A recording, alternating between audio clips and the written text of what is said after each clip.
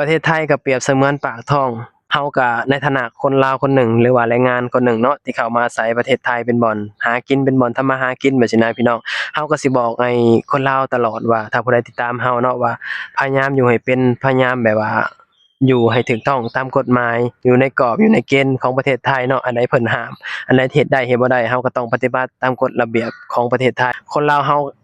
มีความโชคดีกว่าประเทศอื่นค่อนข้างที่จะหลายพี่น้องหนึ่งมา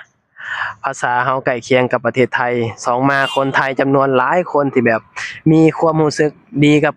คนลาวเฮาแบบซี้นะเห็นอกเห็นใจแล้วว่าสงสารเมตตาเนาะสำหรับคนบ้านนอกซี้นะเขามาหาเวียกเฮ็ดงานทำอยู่ที่ประเทศไทยแบบซี้นะเพราะว่าทุกคนก็มีความยากจนเนาะสำหรับคนรุ่นใหม่ที่เขามาทำงานอยู่ที่ประเทศไทยอะพยายามแบบเอาความอดทนมาให้หลายๆที่สุดมาอยู่ประเทศไทยพี่น้องถามว่ามันอยู่ยากขนาดนั้นบ่มันก็บ่ได้อยู่ยากดอก แต่ว่ามันก็ต้องมีความอดทนน่ะเนาะถ้าเกิดว่าเฮาบ่มีความอดทนมันก็อยู่บ่ได้พี่น้องการที่เฮามาหาเงินน่ะเนาะอยู่ไสก็แล้วแต่เฮามาหาเงินน่ะเฮาก็ต้องมีความอดทน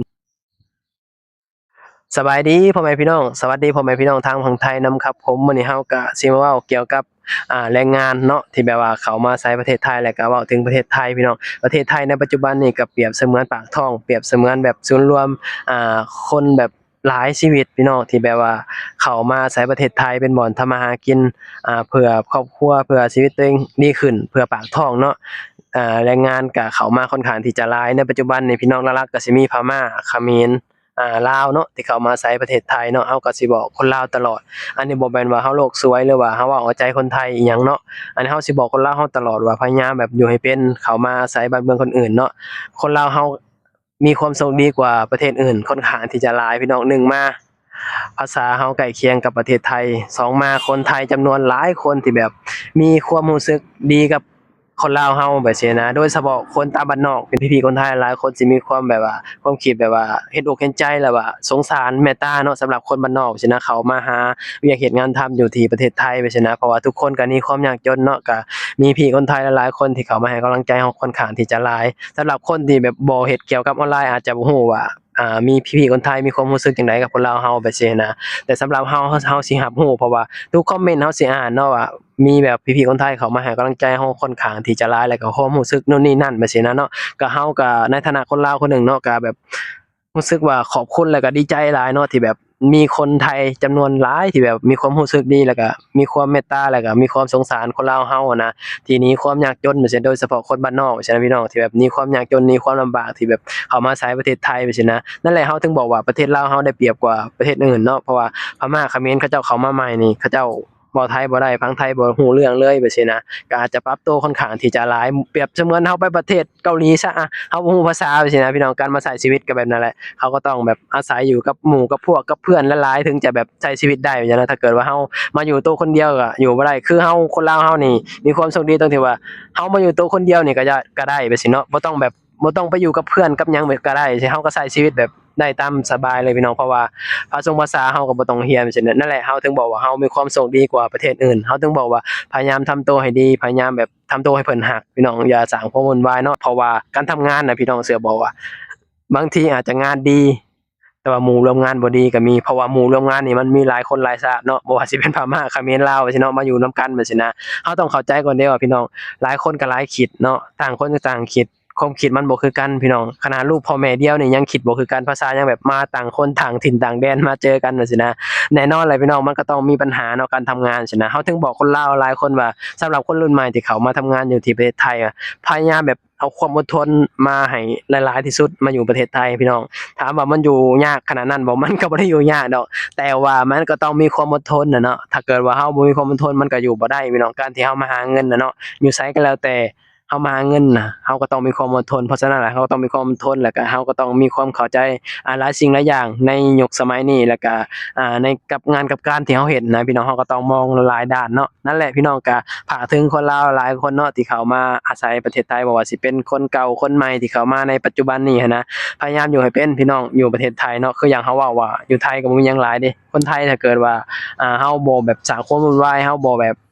สร้างตัวมีปัญหาคนไทยก็บ่มีหยังหลายพี่น้องก็ต่างคนก็ต่างทำหน้าที่คนไทยเองก็ยามมื้อเช้ามาก็ไปทำงานคือเราเองเราก็ยามมื้อเช้ามาก็ทำงานยามมื้อแลงมาก็กลับห้อง ก็คนไทยก็ประมาณนั้นแหละเนาะพี่น้องคนไทยก็ยามเช้ามาไปทำงานยามแลงมาก็กลับห้องแค่นั้นก็บ่ได้มีหยังมากมายเนาะก็ใช้ชีวิตปกติหั้นนะนั่นแหละเราถึงบอกว่าคนลาวเรานี่โชคดีที่สุดแล้วเนาะที่มีประเทศไทยว่าซี่พี่น้องมีประเทศไทยเป็นบ่อนทำมาหากินโดยเฉพาะคนบ้านนอกเราแบบซี้นะแบบเฮามาหาอาศัยประเทศไทยเป็นบ่อนหาเงินเป็นบ่อนหากินแบบซี้นะแบบว่าถ้าเกิดว่าเฮาบ่มาไทยก็บ่ฮู้ว่าสิไปไสเราถึงบอกว่าเวลาเฮามาแล้วเราก็พยายามอยู่ให้เป็นถ้าผู้ใดมีงานดีๆก็แบบพยายามแบบว่ากอดงานไว้ให้แน่นพยายามแบบทำหน้าที่ตัวเองให้ดีที่สุดเพราะว่าปัจจุบันนี่แรงงานหรือว่าคนแบบพม่าเองเขาเจ้าก็เข้ามาไทยค่อนข้างที่จะหลายพี่น้องเบิ่งบ่ตามข่าวไปซี้เนาะก็ทะลักเข้ามาไทยค่อนข้างที่จะหลายแล้วก็เข้ามาแบบว่าลักลอบเข้าเมืองไปซี้นะก็มีเจ้าหน้าที่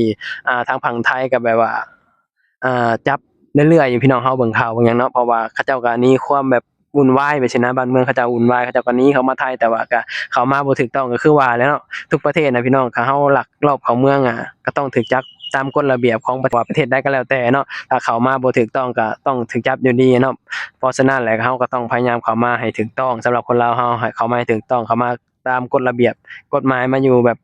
อยู่ให้เป็นอยู่แบบแต่ให้แบบเจียมเนื้อเจียมตัวนะพี่น้องก็พยายามอย่าสร้างความวุ่นวายเนาะก็เข้าใจแหละทุกคนก็แบบดิ้นรนบ่ว่าเจ้าว่าข้อยแหละพี่น้องหนีความยากจนเนาะคนเขมรพม่าเองเขาเจ้าก็หนีความลำบากเนาะหนีความยากจนเข้ามาอาศัยประเทศไทยไปซี้นะก็มีแบบบางคนเข้ามาก็แบบมาสร้างความวุ่นวายนะก็มีเฮ็ดให้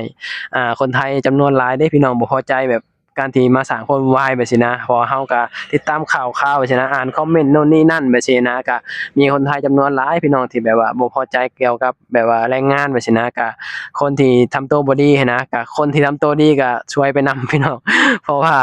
คือจั่งใดเฮาก็อยู่ในฐานะเดียวกันเนาะคือแรงงานนะเฮาก็เลยแบบช่วยไปนำบ่ว่าไผแหละบ่ว่าอ่า เขมรพม่าลาวไปสิก็ช่วยกันไปนำพี่น้องก็ถึงฝากบอกว่าแรงงานหลายๆคนพี่น้องบอกว่าคนไทยบ่แม่นว่าคนพม่าหรือว่าลาวเขมรเนาะกลับมาอยู่กับพยายามอยู่ให้เป็นพี่น้องเนาะอย่าสร้างความวุ่นวายแบบให้กับแรงงานคือกันเนาะเพราะว่าเวลาแบบแรงงานแบบว่ามีปัญหาสิเนาะก็มีคนไทยจำนวนหลายก็บ่พอใจเกี่ยวกับแรงงานสิอันนี้เราก็ต้องเข้าใจเนาะเข้าใจเจ้าของบ้านเข้าใจเจ้าของประเทศพี่น้องเนาะเพราะว่าเราเข้ามาแล้วเราทำตัวบ่ดีเนาะมันก็แน่นอนแหละ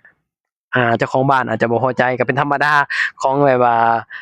เป็นเจ้าของบ้านพี่น้องอันนี้เราต้องเข้าใจเนาะนั่นแหละก็พยายามทำตัวให้ดีพี่น้องอยู่ให้เป็นเนาะมาหาเงินหาทองอย่าไปคิดหยังมากมายพี่น้องคิดแค่ว่าเรามาหาเงินน่ะเนาะสิ้นเดือนมาเราก็ฝากเมื่อบ้านสิ้นเดือนมาก็ฝากให้ลูกสิ้นเดือนมาก็ฝากให้ครอบครัวไปซี้นะเรามีงานเราก็มีเงินพี่น้องอยู่บ้านเราก็คืออย่างที่รู้แหละเนาะเราว่าพม่า